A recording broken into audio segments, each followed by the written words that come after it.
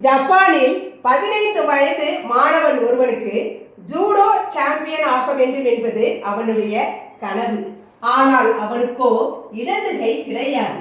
கையும் காலும் வலுவாய் இருப்பவர்களுக்கே judo champion ஆவது சிம்ம சொப்பனம். பல மாஸ்டர்களிடம் போனான்.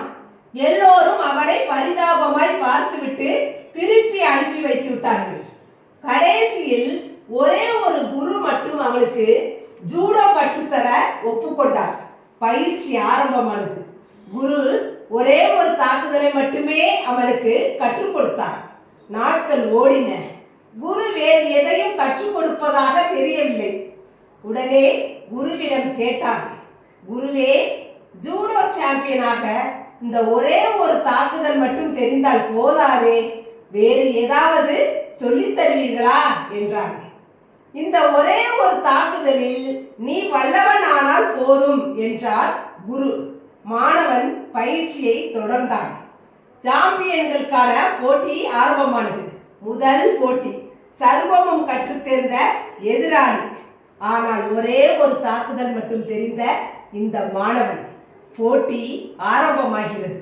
எல்லோரும் ஆச்சரியப்படும் விதமாக மாணவன் வெற்றி பெற்றான். அடுத்து இரண்டாவது போட்டி, அதிலும் அவனுக்கே வெற்றி. அப்படியே முன்னேறி இறுதி போட்டி வரை வந்தான். எதிரே இருப்பவன் பல முறை சாம்பியன் பட்டம் பெற்றவன்.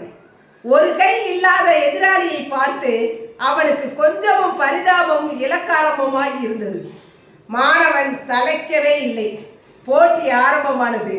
முதல் சுற்றில் எதிர் வீரர் மாணவனை அடித்து வீழ்த்தினார். மாணவனின் நிலையை கண்டு பார்வையாளர்களுக்கு ஒரே அதிர்ச்சி. பார்ப்பதற்கே பாவமாய் இருக்கிறதே, போட்டியை நிறுத்தி விடலாமா என்கின்றனர் போட்டியை நடத்துபவர்கள். ஆனால் குரு வேண்டாம், மாணவன் சண்டையிடட்டும் என்கிறார்.